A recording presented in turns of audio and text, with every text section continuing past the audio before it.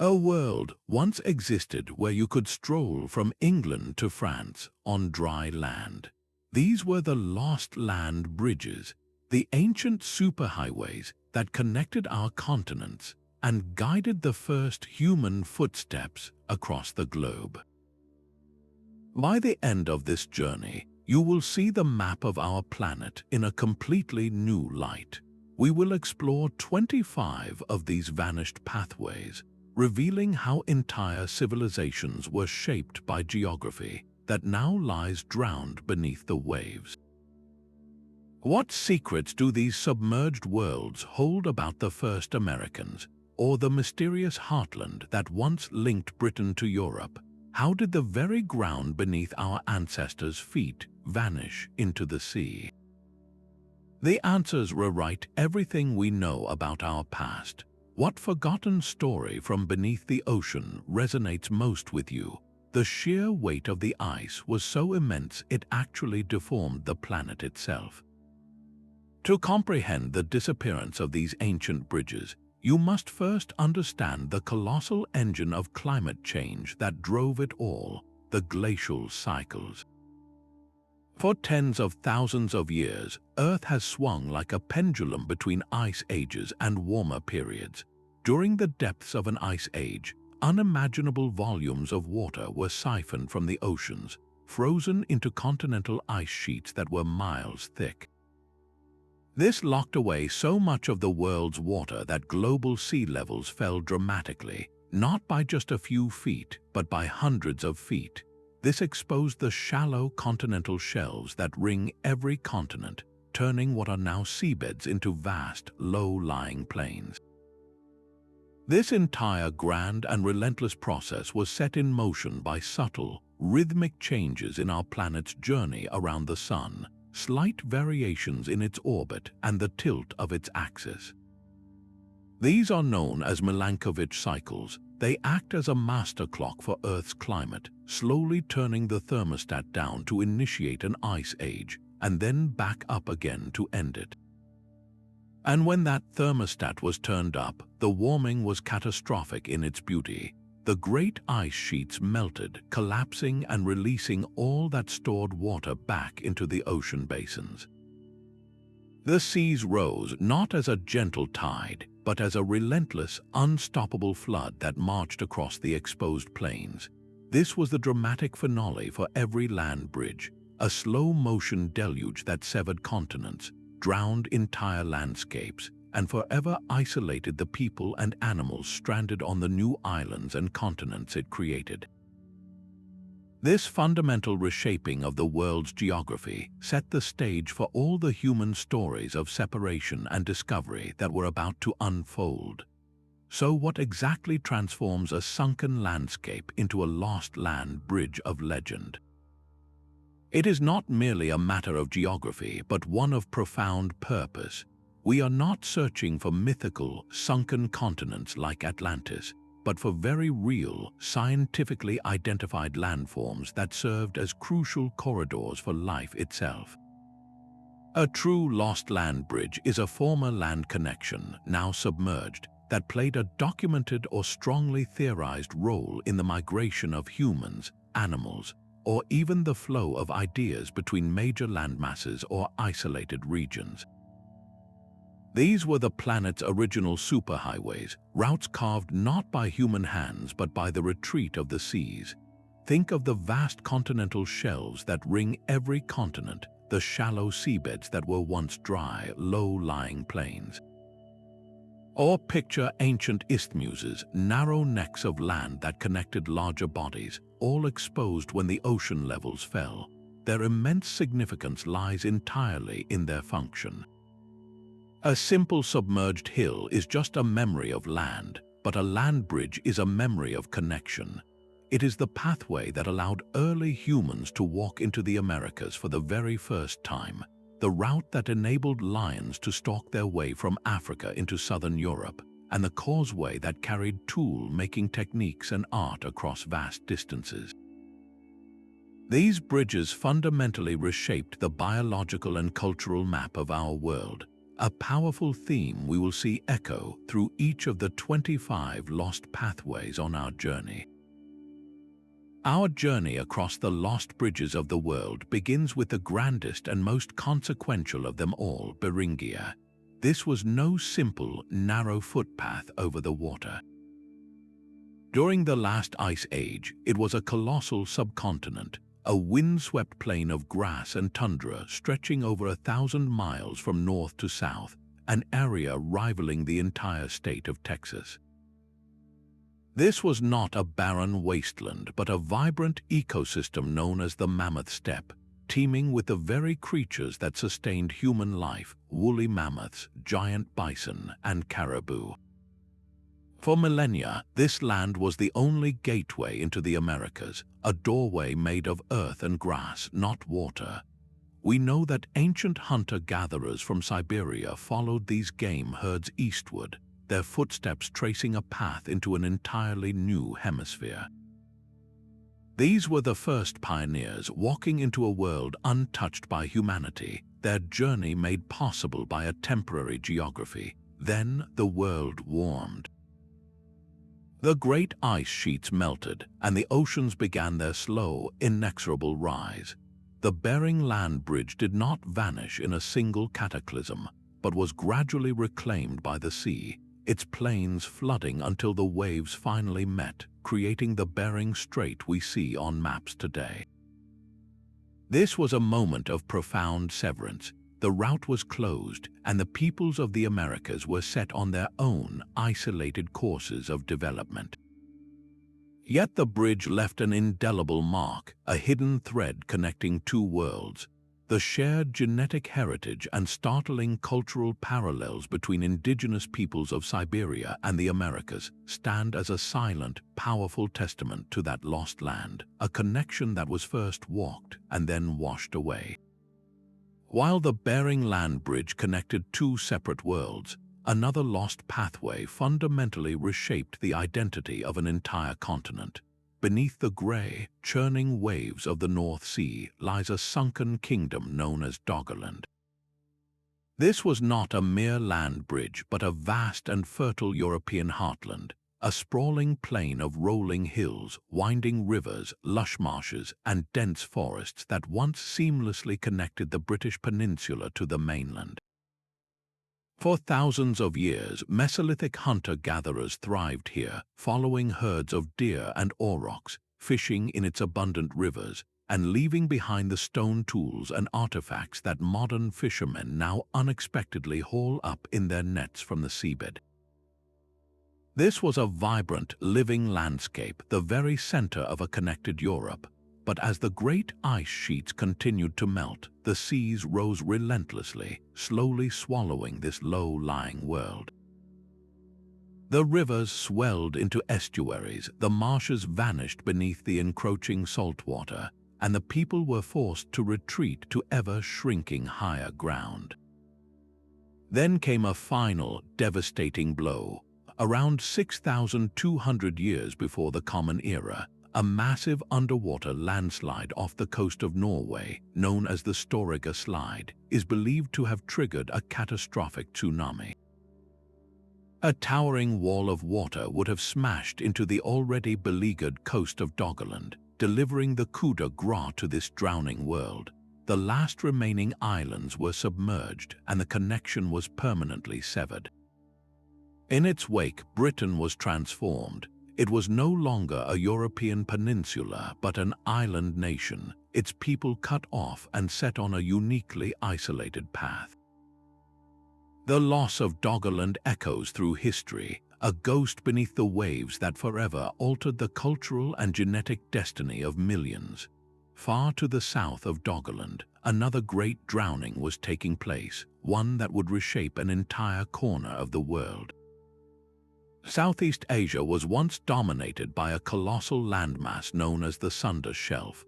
When sea levels dropped, this was not a mere bridge but a sprawling peninsula, a continent in miniature that connected modern-day Indonesia, Borneo, and Java directly to the Asian mainland. This entire region, a lost world scientists call Sundaland, was a lush tropical paradise, a cradle for some of the earliest chapters of the human story. It was across these now vanished plains and river valleys that our ancient relatives, Homo erectus, first migrated out of Asia and into the islands hundreds of thousands of years ago. Later, it served as the very same superhighway for our own species, modern humans, as they pushed ever further south and east on an epic journey that would ultimately lead them to the shores of Australia. This was a land of incredible richness, supporting a stunning diversity of life in its dense rainforests and vast coastal marshes, but then the waters returned. The same global warming that severed Beringia and drowned Doggerland also consumed Sunderland. The rising seas crept inland, slowly flooding the low-lying plains, turning rolling hills into isolated islands and broad valleys into new sea channels.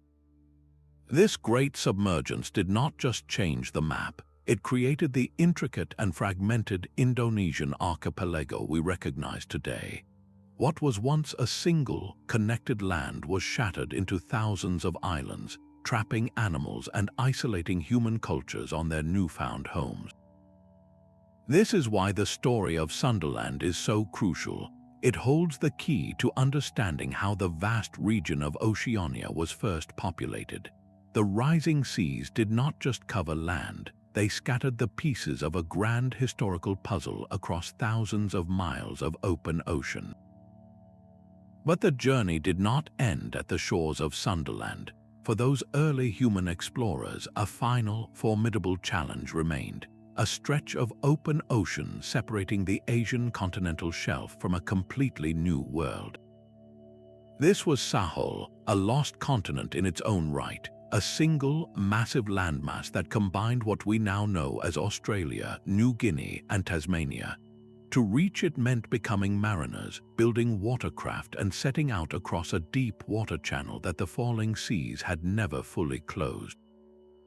This was not a simple walk across a grassy plain. It was one of humanity's first great sea voyages, an audacious leap into the unknown undertaken over 50,000 years ago.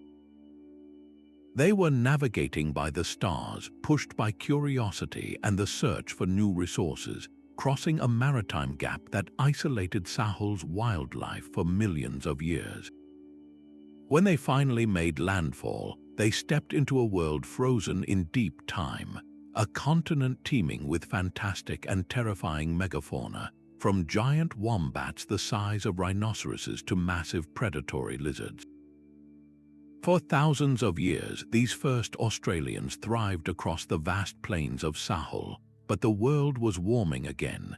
The rising oceans that had fragmented Sunderland now began to attack this southern continent. The low-lying plains that connected New Guinea to Australia were slowly inundated, the salt water creeping into drowned forests and river valleys. This was not a sudden event, but a relentless, centuries-long flood that culminated in the creation of the Torres Strait. The final land bridge between New Guinea and Australia vanished beneath the waves. This geographic divorce had a profound and lasting impact. The Aboriginal peoples of Australia were now completely isolated, their connection to other human populations severed for thousands of years. It was within this immense isolation that one of the world's oldest and most resilient continuous cultures was forged, a deep and unbroken connection to a land that had itself been born from a great drowning. The vast expanse of the Arafura Sea, a shimmering blue barrier today, was once the very heart of that lost continent of Sahul. This was the Arafura Plain, a sunken bridge of immense importance. While the deeper channels around it demanded early sea voyages, this specific area offered a far more accessible route, a broad and relatively flat corridor of savanna and woodland. For thousands of years, this was the main street between Australia and New Guinea, a bustling thoroughfare for life. Humans walked this path freely, sharing not only the land but also their knowledge, their tool-making techniques, and their stories. Animals, too, made this crossing, leading to a fascinating mix of species between the north and south. But then the ocean returned. The slow, relentless rise of sea levels did not just flood this plain, it systematically dismantled the bridge itself. The saltwater crept up river valleys, turning them into estuaries, and swallowed the low-lying forests, creating a new, shallow sea. What was once a single, continuous landmass was cleaved in two, and the Arafura Sea was born from its remains. This was more than a geographical change, it was a profound biological and cultural divorce. Species that had once intermingled were now isolated, evolving on separate paths on their new island homes. Yet the ghost of that connection persists. If you listen closely to the shared words, the similar creation stories, and the parallel artistic traditions of the Aboriginal peoples in northern Australia and the indigenous communities of southern New Guinea, you can still hear a faint echo. It is the memory of a time when their ancestors were neighbors, not separated by a treacherous sea, but connected by solid ground. South of mainland Australia, the churning waters of the Bass Strait conceal a lost world of profound human consequence. This was the Bassian Plain, a final, vital tether connecting the island of Tasmania directly to the continent. For tens of thousands of years, this was no island at all, but a southern peninsula, a cold, wind-swept extension of the Australian landmass. Across this grassy bridge, the first Aboriginal peoples walked into Tasmania more than 40,000 years ago, completing the human settlement of that entire continental shelf. They established communities in a land rich with resources, their cultures intricately woven into the landscape, but the stability of this world had an expiration date. As the last ice age waned, the rising seas launched their final assault on this southern connection. Around 11,000 years ago, the ocean won. The waters breached the low-lying plains, and the Bassian Plain was irrevocably drowned, creating the treacherous strait we see today. In that moment of geographic severance, the Tasmanian Aboriginal people were cast into an isolation so complete it became a grand, unintended experiment in human history. Cut off from all other human contact, their culture and technology began to evolve along a path entirely their own. Certain tools and practices common on the mainland were abandoned or transformed in Tasmania, leading to a way of life found nowhere else on Earth. This was not a story of progress or regression, but one of powerful divergence. The drowning of that one land bridge did not just change a map, it fundamentally rerouted the flow of ideas and people, demonstrating with stunning clarity how the fate of human civilizations can hinge on the presence or absence of a simple strip of solid ground. The fate of entire populations was once decided not by kings or empires, but by the slow retreat of the sea along the southern edge of the world. Yet this same process of rising waters was also opening up other crucial pathways far to the north, at the very crossroads of Africa and Asia. The Arabian Peninsula was the ultimate nexus, a continental roundabout where the fates of three great landmasses converged. During the Ice Ages, this was not the vast desert we picture today, but a greener, more hospitable land crisscrossed with vital connections. Two routes in particular served as the primary turnstiles for humanity's first great exodus. To the west, the Sinai Peninsula formed a permanent land bridge, a reliable if arduous corridor linking northeastern Africa directly to the Levant. But it was the southern route that presents the more dramatic story. The Bab el-Mandeb Strait, whose name translates ominously as the Gate of Grief, was once no gate at all. With sea levels hundreds of feet lower, this narrow passage between the Horn of Africa and Yemen was reduced to a much simpler crossing. Early humans did not need to build sophisticated boats to make this journey. They likely waded across shallow channels or used simple rafts, following the scent of water and the tracks of game.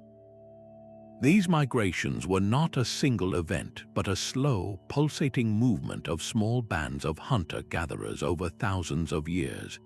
They were funneled through these arid corridors, stepping out of Africa and into the vast expanse of Eurasia for the very first time.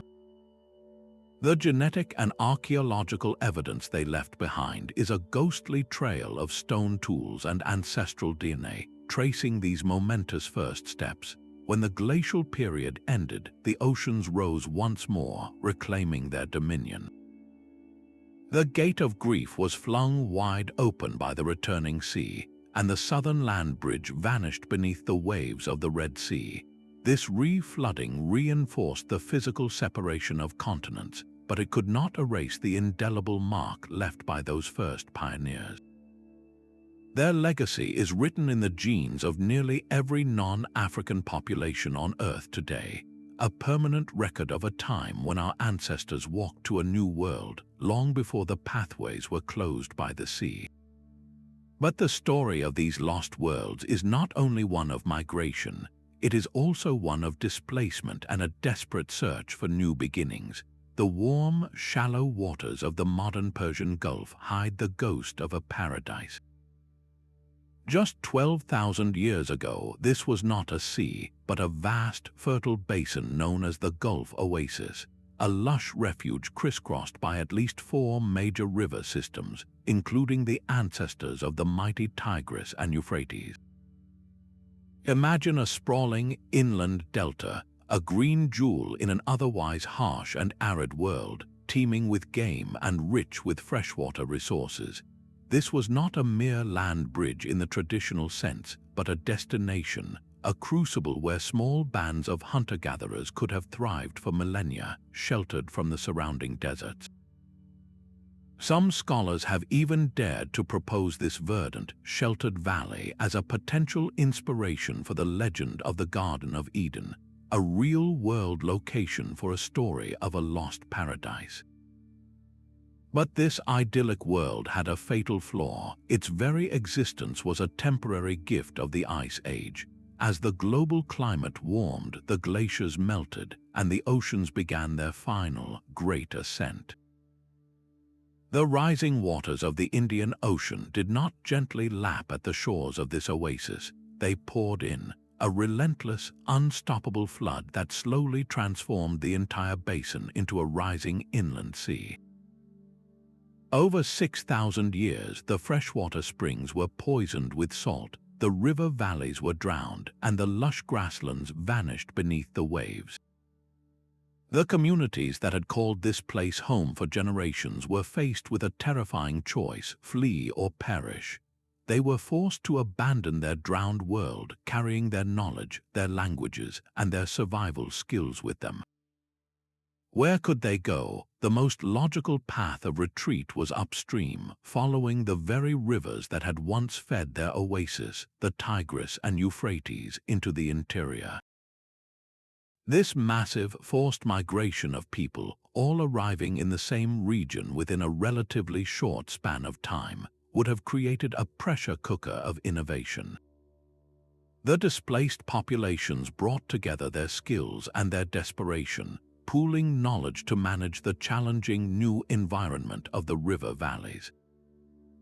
This confluence of people and ideas in Mesopotamia may have provided the critical spark, the final ingredient needed to tip the scales from mobile hunting and gathering toward settled agriculture and the birth of the world's first cities. The rise of civilization itself, it seems, may have been born from a flood. That same rising tide that drowned the Persian Gulf Oasis also reached the southern tip of India, where it severed a link to a legendary island. A faint, ghostly trail still remains visible from space, a chain of sandbanks and shoals arcing across the shallow sea. This is Adam's Bridge, also revered as Rama's Bridge, the last visible remnant of a solid land connection that once bound Sri Lanka to the mainland. During the peak of the last ice age, this was not a broken chain of islands, but a complete land bridge of limestone and earth. It stood as a wide, stable causeway, a natural highway that funneled life directly between two worlds. Across this bridge, some of the first human inhabitants of Sri Lanka likely walked, following the same paths as the magnificent creatures they hunted. Herds of elephants, solitary leopards, and countless other species made this crossing when the two lands were one, a migration that initially united the ecosystems of India and Sri Lanka. But the bridge was a temporary gift. As the glaciers melted and the seas climbed, the ocean began its final assault on this connection. The process was likely a combination of gradual inundation and catastrophic storm surges that eroded and finally breached the central portion of the land bridge, leaving behind the fragmented shoals we see today. That single, decisive severance had a transformative effect. Sri Lanka was cast adrift, becoming a true island, isolated from the constant flow of species from the larger continent.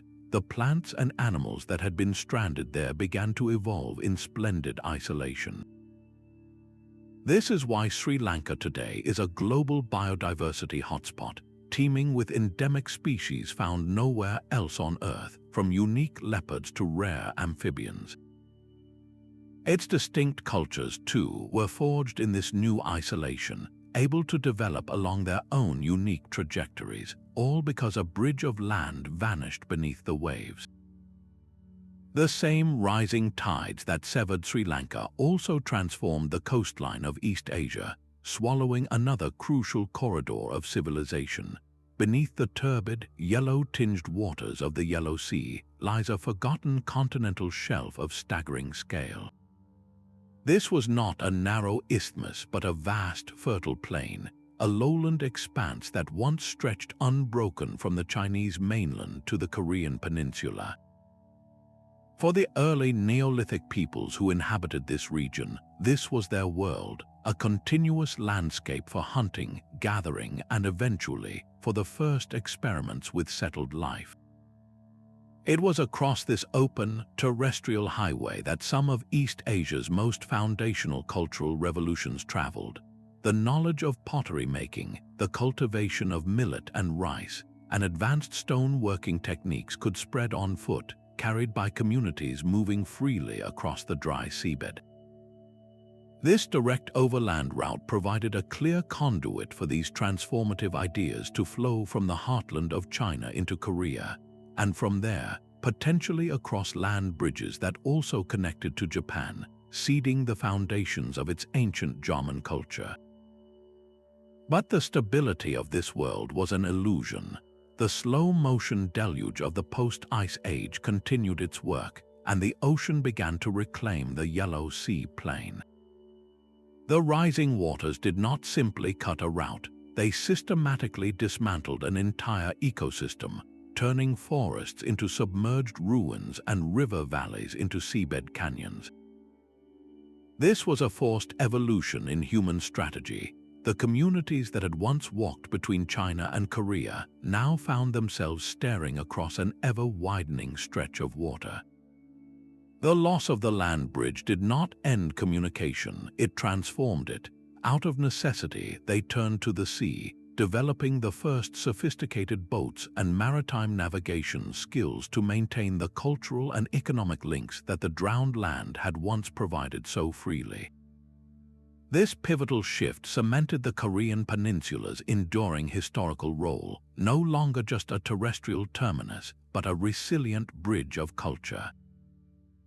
Even after the waters closed in, it continued to function as a crucial conduit, filtering and transmitting art, writing, and technology between the mainland and the archipelago, a role forged in the trauma of a lost world. This sprawling journey from Asia to Australia was a saga of survival written across a shifting map. It was not a single, purposeful migration, but a slow, multi-generational expansion, a series of cautious steps into the unknown.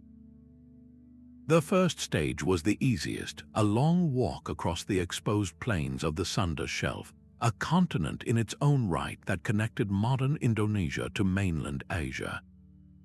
But then the geography changed. the travelers reached the edge of this vast shelf and were confronted by a formidable barrier, a series of deep water channels known as Wallacea. This was the true point of no return. Here, the simple overland route ended. To continue, they had to become something new. They had to become sailors. These were not ocean-going vessels, but likely simple rafts or dugout canoes, enough to make short, perilous hops from one visible island to the next. This required an entirely new set of skills, reading the stars, understanding ocean currents, and possessing the courage to cast off from the shore into open water. Each successful crossing was a monumental achievement, a leap that brought them closer to the final prize, the distant shores of the Sahul continent, the combined landmass of Australia and New Guinea.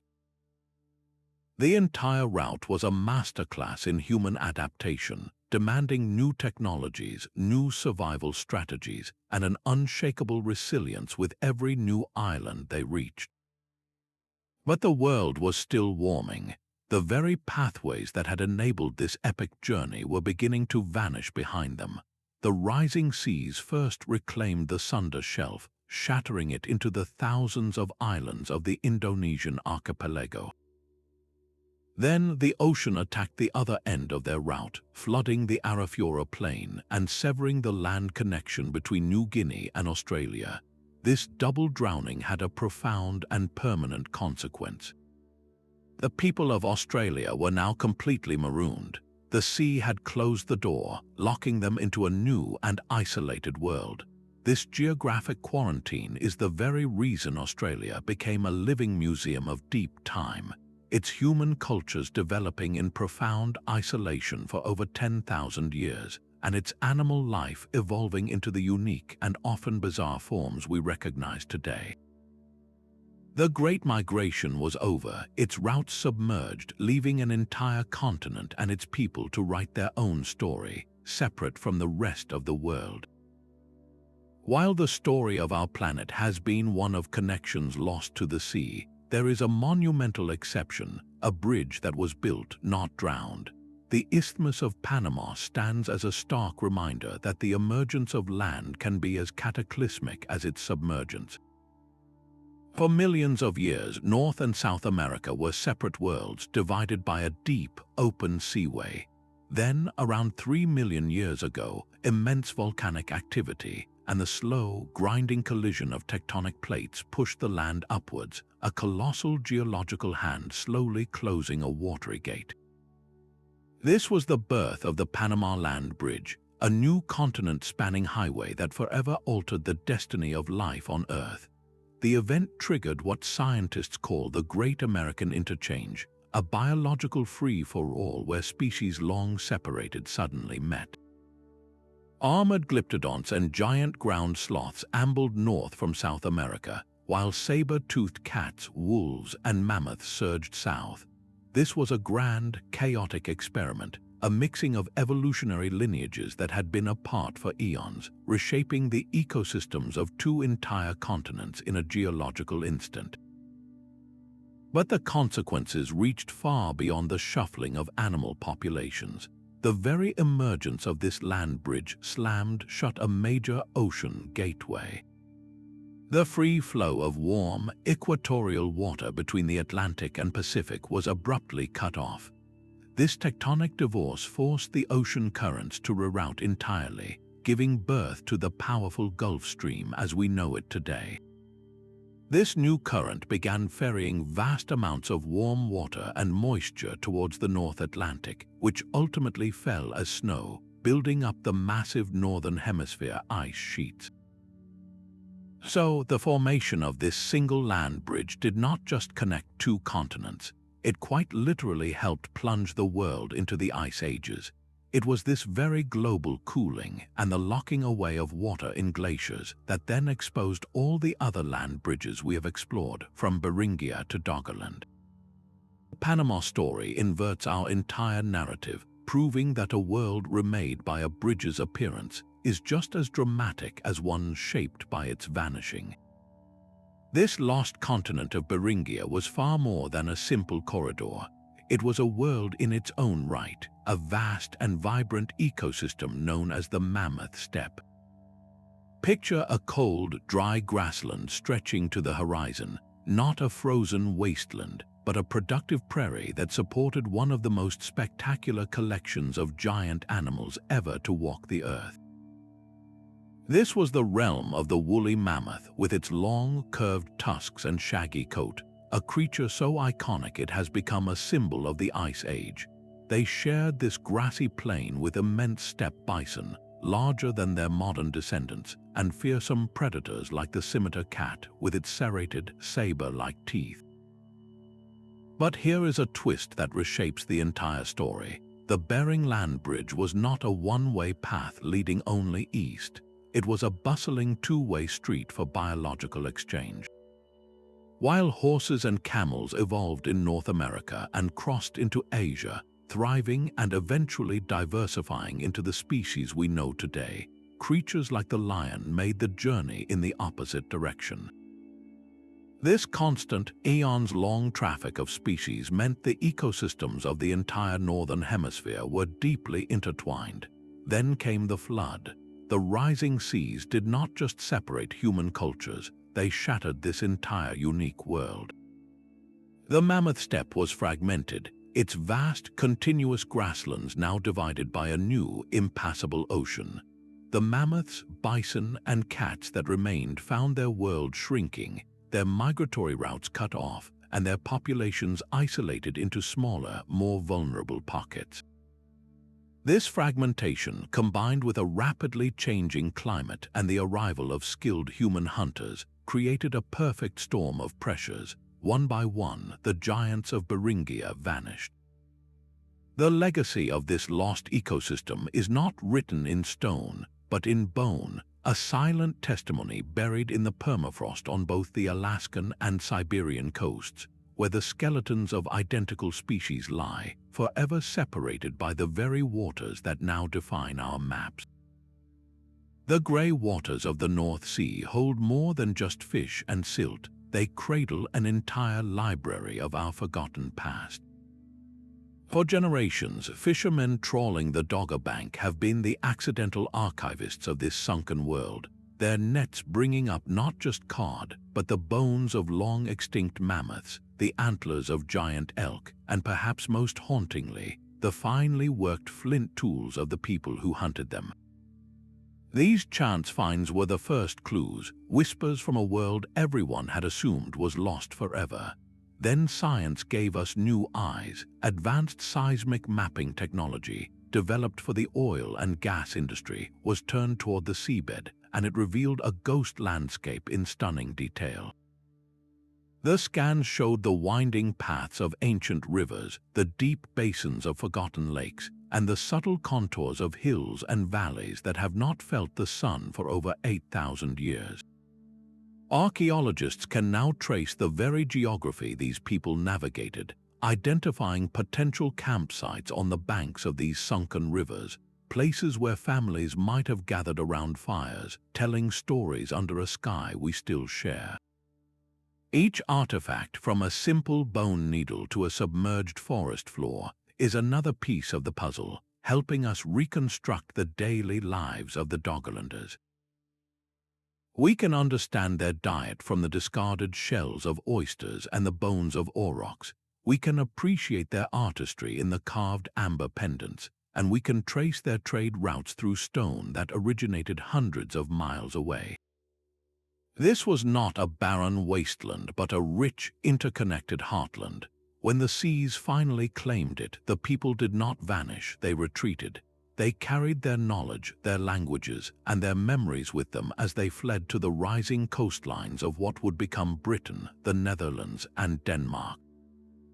The story of Doggerland is therefore not a final ending, but a dramatic relocation, an underwater archive whose final chapters are written in the DNA and the cultures of the people who survived its drowning. While the North Sea yielded its secrets to fishermen's nets, the warm waters of the Gulf of Mexico guard their history with far greater care. The continental shelf here was once a sprawling extension of the American coastline, a lost world stretching dozens of miles out from the shores of modern Florida, Texas, and Mexico. This was not a barren seabed, but a vibrant, sun-drenched coastal plain, a mosaic of freshwater springs, brackish marshes, and estuaries teeming with fish and shellfish. For the first people to reach North America, this expansive shoreline would have been a paradise, a land of plenty offering abundant resources, and a pathway to follow along the continent's southern flank.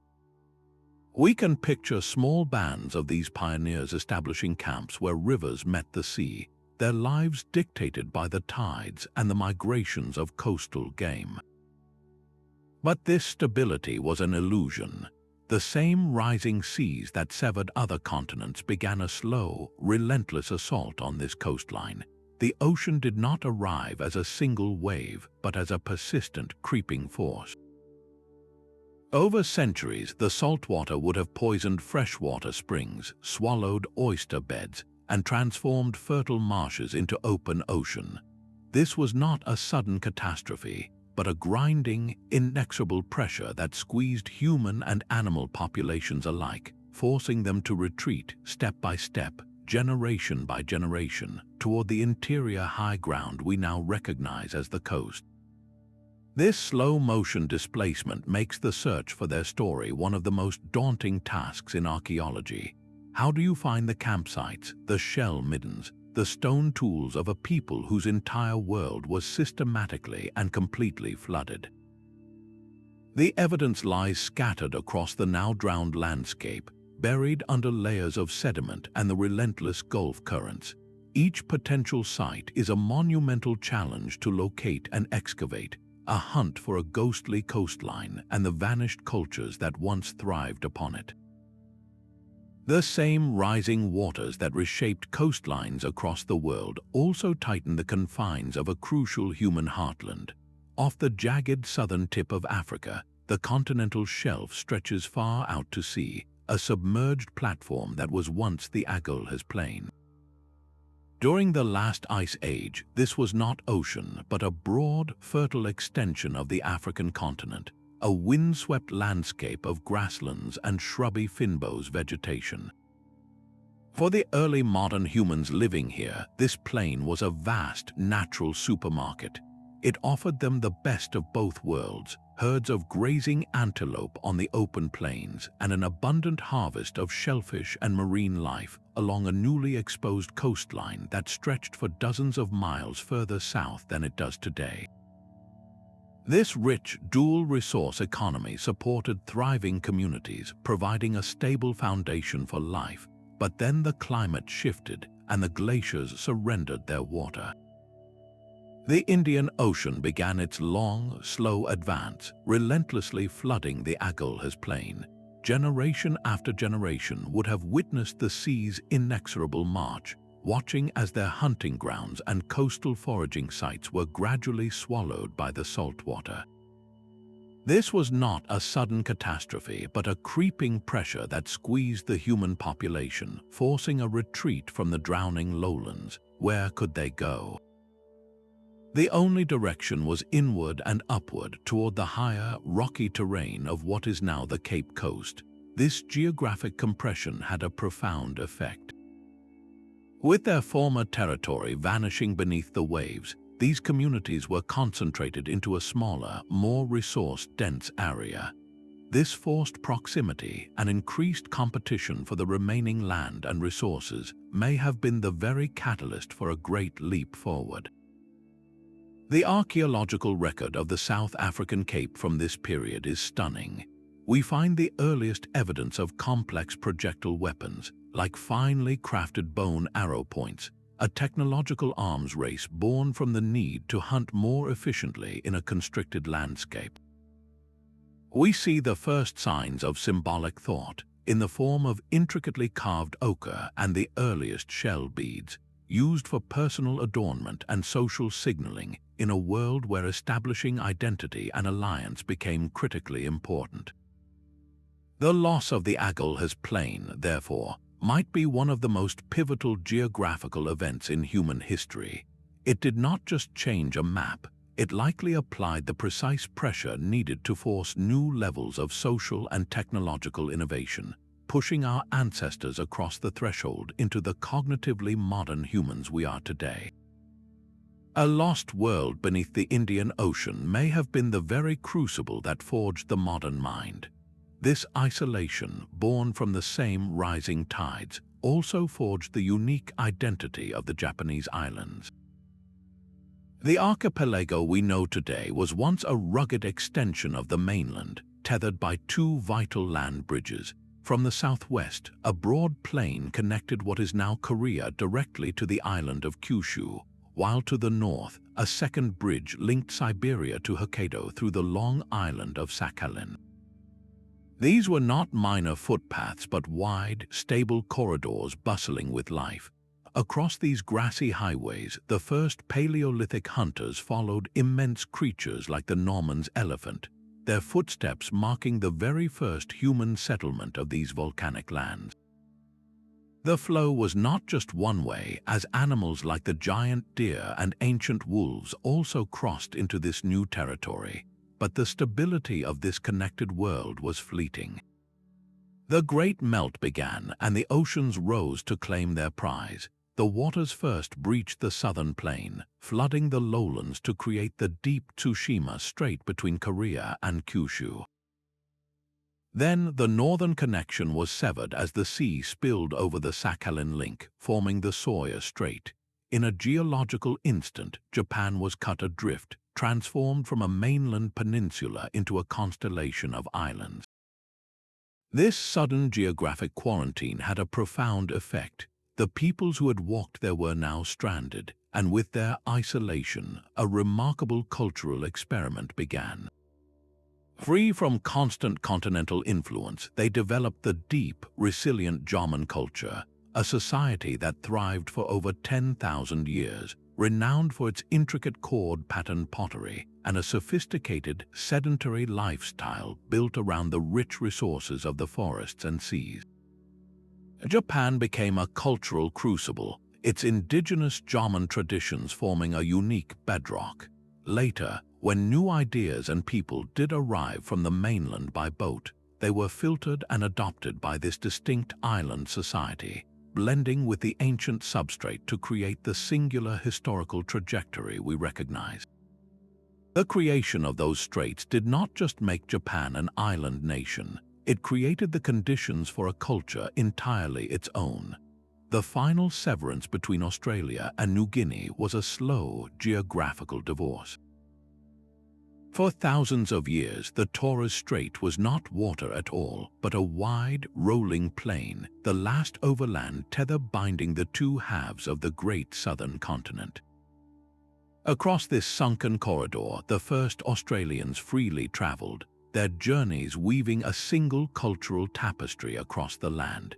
It was almost certainly this very bridge that delivered one of the continent's most iconic arrivals, the dingo.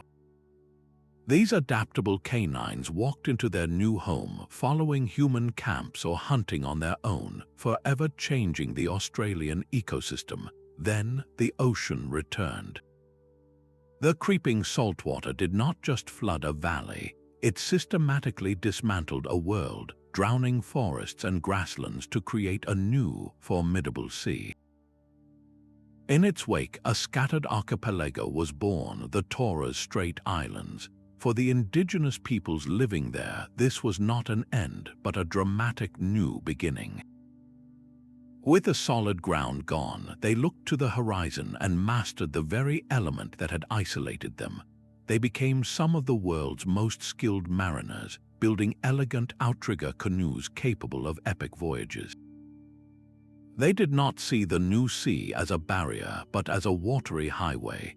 They maintained the ancient links between Australia and New Guinea, their canoes carrying not just trade goods like shells, tools, and ochre, but also songs, stories, and kinship across the open water.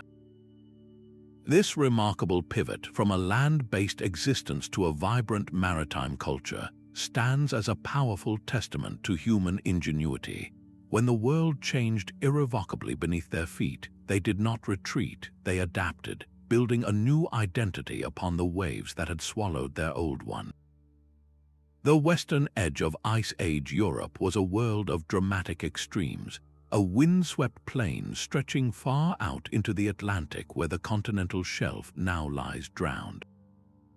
This was the Celtic Shelf, an immense frontier that connected the coasts of Brittany, Cornwall, and southern Ireland into a single, continuous landscape. While its neighbor Doggerland was a European heartland, the Celtic Shelf was a wild Atlantic periphery, a rugged coastline that extended for dozens of miles further west than any map shows today. Early human groups would have explored this vast, open territory, following migratory herds and the rich coastal resources along a shoreline that is now deep underwater. The submergence of this land was not a quiet drowning. As the seas rose, the ocean attacked the high ground, relentlessly chewing away at the soft rock and surging up river valleys. This violent flooding did not create gentle bays. It carved the raw, dramatic geography we now associate with these regions. The deep, finger-like fjords of Ireland and the steep, rugged cliffs of Cornwall are not ancient features. They are the fresh scars left by the ocean's final, brutal conquest of the Celtic Shelf, a direct result of the land's violent loss. This geographic upheaval forced a profound human adaptation. The populations that had once roamed the vast western plains were suddenly compressed, squeezed into the shrinking highlands that remained above the waves. With their former hunting grounds vanishing beneath the Atlantic, they had to turn their gaze entirely toward the sea. Out of this necessity, a new way of life was forged.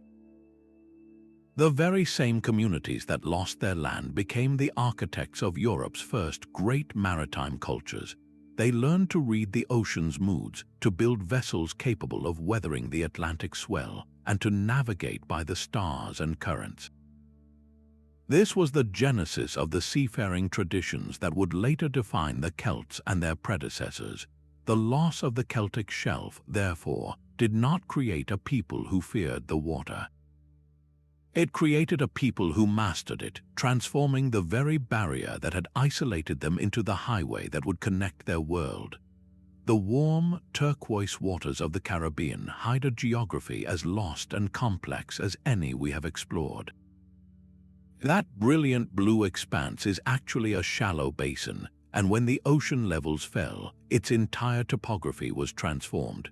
What are now scattered islands like Cuba, Hispaniola, and the vast submerged platform of the Great Bahama Bank were once consolidated into colossal super-islands, immense landmasses that would have dwarfed their modern counterparts. For the very first people to venture into this region, likely arriving on simple boats from the coast of Central or South America, these unified lands presented a far more manageable frontier. They were not facing a maze of thousands of tiny islands, but a few very large targets to colonize, vast territories rich with unexplored resources. These pioneers established themselves across these connected worlds, their cultures spreading across what was then solid ground. But the stability of this Ice Age geography was an illusion. The same global warming that reshaped coastlines everywhere sent the seas rising once more, and the ocean began its final, patient assault on the Caribbean.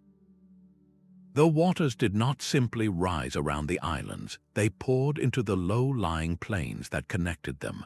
The single landmass of Cuba and Hispaniola was cleaved in two by new sea channels. The Great Bahama Bank, a huge plateau of dry land, was utterly drowned, shattered into the countless tiny cays and islands of the modern Bahamas. This fragmentation was a biological and cultural Big Bang. Animal species that had once roamed freely across a united landscape were now trapped on their new, isolated islands. With gene pools cut off, they began to evolve in spectacularly unique directions, leading to the incredible diversity of endemic life found in the Caribbean today. Human populations faced a similar fate. The communities that had been connected were now separated by treacherous new stretches of open water. Their cultures, once sharing a common foundation, began to diverge and develop along their own distinct paths, adapting to the specific challenges and opportunities of their newly insulated island homes. The entire pre-Columbian history of the Caribbean, with its mosaic of different societies and languages, is therefore a direct legacy of this great drowning, a story of human resilience written in the spaces between islands that were once a single, continuous world. At the very bottom of the Americas, a lost world once stretched toward the Antarctic. The Patagonian Shelf, a colossal extension of the South American continent, pushed the coastline dozens of miles further out into the frigid Atlantic. This was not a narrow bridge, but a vast, wind-swept plain of grasslands and scrub, a cold and challenging frontier for the first human families who ventured into this southern extremity. These pioneers, having journeyed for generations down the entire length of 2 continents, would have found this exposed shelf a daunting but resource-rich corridor. Their survival here depended on tracking the immense creatures that roamed these plains, the now vanished megafauna like the heavily armored glyptodont and the fearsome saber-toothed cat. Every step southward was a story written in footprints and campfires, a narrative of human resilience at the edge of the world. Then the ocean returned. The same global meltwater that flooded so many other shores began its slow, patient conquest of this southern expanse. The rising Atlantic did not just change the coastline, it systematically erased an entire chapter of human history. The very trails these first Patagonians walked, their seasonal campsites, and the hunting grounds they knew for generations were swallowed by the relentless sea. This loss creates a profound gap in our understanding. How did these earliest communities navigate this harsh, beautiful land? What specific routes did they take on their final push toward Tierra del Fuego? The answers lie submerged, hidden beneath the very waters that now nurture some of the world's richest fishing grounds. The same nutrient-rich upwelling that feeds the abundant marine life of the South Atlantic today also blankets the archaeological evidence of the terrestrial life it replaced. Understanding this drowned geography is not just about mapping a sunken plain. It is about reclaiming the final, dramatic steps in the epic human settlement of the Americas, a journey whose last miles are now forever lost to the sea. Some of the most captivating land bridges exist not on maps, but in the deep recesses of time and human imagination. Far predating the pathways our ancestors walked are theoretical connections like the Mauritius microcontinent, a hypothetical sliver of land that may have once linked India to Madagascar hundreds of millions of years ago. This is not a bridge that ever knew human footprints, but its ghost influences the distribution of ancient rock formations and unique species found on both sides of the Indian Ocean today. Even more grand and speculative are the ideas of a more substantial land link across the Atlantic, concepts that drift from the edges of plate tectonics into the realm of enduring myth. It is no coincidence that the powerful concept of a lost land bridge has profoundly shaped the myths and legends of cultures across the globe. The story of a great flood that drowns the world is a near-universal theme, from the Mesopotamian epic of Gilgamesh to the biblical narrative of Noah. These tales feel less like pure invention and more like a deep cultural memory of a terrifying reality, of watching coastlines vanish and ancestral homelands disappear forever beneath the waves. The legendary sunken city of Atlantis itself can be seen as the ultimate expression of this fear and fascination, a parable for the countless very real villages and hunting grounds that were lost to the rising seas. These stories, whether grounded in geology or born from folklore, all point to the same profound truth. Our world is not a static stage, but a dynamic, ever-changing entity. The solid ground we take for granted is a temporary gift, and the human history we have written upon it is merely a single, fleeting chapter in our planet's immense geological drama. These ghost landscapes are no longer confined to the realm of myth and theory. Their rediscovery is being powered by a suite of modern technologies that act as our time machine, peeling back the ocean to reveal the world our ancestors knew. The first glimpse comes from sonar mapping, where ships send sound pulses to the seafloor. The returning echoes paint a stunningly detailed picture of the submerged terrain, revealing the unmistakable, snaking paths of ancient river systems and the gentle contours of long-drowned hills. To peer beneath the seabed itself, scientists use seismic reflection surveys. This technology works like an underwater ultrasound, sending powerful acoustic waves deep into the sediment layers. The reflections that bounce back show a vertical slice of geological history, exposing buried channels, ancient soil horizons, and even the potential locations of freshwater springs that once sustained life. But to truly touch this past, researchers turn to core sampling. A hollow tube is driven deep into the seabed, pulling up a long, cylindrical record of time. Within that mud and sand, scientists find a treasure trove of evidence, from ancient pollen grains that reveal the precise type of vegetation that grew there, to the microscopic shells of freshwater snails that confirm a river once flowed overhead. This is how a vague theory solidifies into a mapped, measurable landscape. The next most daring step is to visit these sites directly. Underwater archaeologists, braving cold and pressure, now use advanced mixed gas diving systems to extend their time on the bottom. For deeper, more dangerous sites, they deploy remote-operated vehicles, or ROVs, which are robotic submarines equipped with high-definition cameras and manipulator arms. These robotic explorers can carefully excavate a stone tool from the silt or document a submerged forest floor without a human ever getting wet.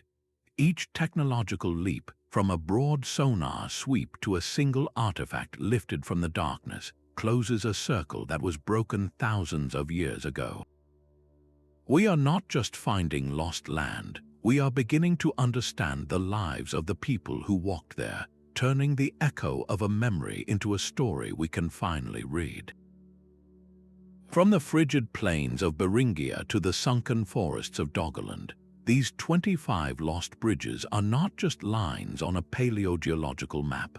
They are the very framework of our ancient story, the forgotten highways that guided humanity's first footsteps across the globe. These vanished corridors connected continents, allowing entire ecosystems to mingle and cultures to share ideas across what are now impassable barriers. Their ultimate disappearance, swallowed by the rising seas, then set the stage for the world we recognize, isolating populations and forcing them to forge their own unique destinies on new islands and continents. The rediscovery of these landscapes piece by piece from the silent depths does more than satisfy our curiosity. It delivers a profound lesson about the dynamism of our planet, a world where the ground beneath our feet is anything but permanent. It speaks to the breathtaking resilience of our ancestors, who faced these monumental changes with ingenuity and an unyielding will to survive. So the next time you gaze upon a modern map, see past the solid masses of green and the vast expanses of blue. Remember that beneath those waves lie entire worlds, drowned forests, river valleys, and the ancient paths of the first pioneers. These hidden landscapes are not lost forever. They are simply waiting, holding the silent, submerged keys to our deepest shared past. If this journey back through a world remade by water has captivated you, subscribe for more deep dives into history's greatest mysteries. We would love to hear which of these lost worlds resonated most with you, so share your thoughts and questions in the comments below.